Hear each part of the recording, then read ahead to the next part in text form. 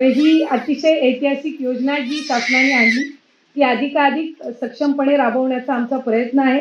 उलट आम्ही सगळ्या लाभार्थी महिलांना सांगतोय की तुमचे महिन्याचे जे 1500 आहेत ते 1500च्या 1500 शॉपिंगमध्ये खर्च नका करू।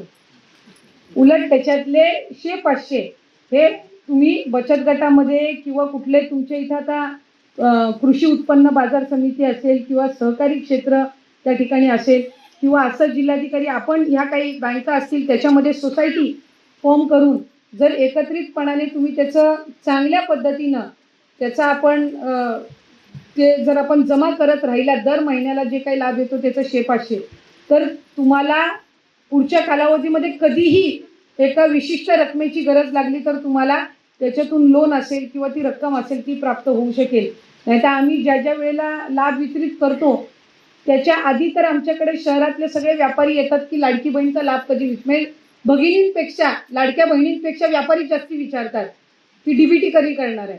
तर मी 1-2 वेळा व्यापाऱ्यांना विचारलं तुम्ही काय विचारता तुमच्या घरातलं कोण लाभार्थी आहे का?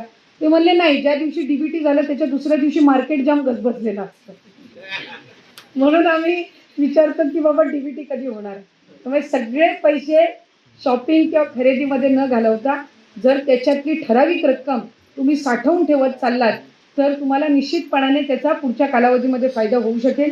मी आज पुन्हा एकदा या आपल्या अहिल्या भवनचं लोकार्पण होत असताना विभागाच्या सगळ्यांचेच मनापासून अभिनंदन करते। स्थानिक प्रशासन म्हणून जिल्हाधिकारी आपण, आपले पालकमंत्री महोदय, संबंध जिल्हा प्रशासन, लोकप्रतिनिधी या सगळ्यांचेच मनापासून अभिनंदन करून या अहिल्या भवन अंतर्गत येणारी प्रत्येक महिला ही कितीही समस्या घेऊन आलेली का असावी पण जाताना ती हसरा चेहरा घेऊन जावी अशीच मी या निमित्ताने सदिच्छा व्यक्त करते।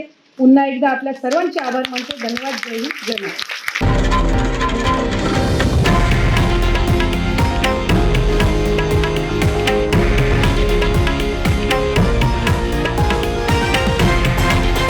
हे आहे देशातील नंबर 1 न्यूज नेटवर्क आणि आपण पाहत आहात TV9 मराठी, एकमेव।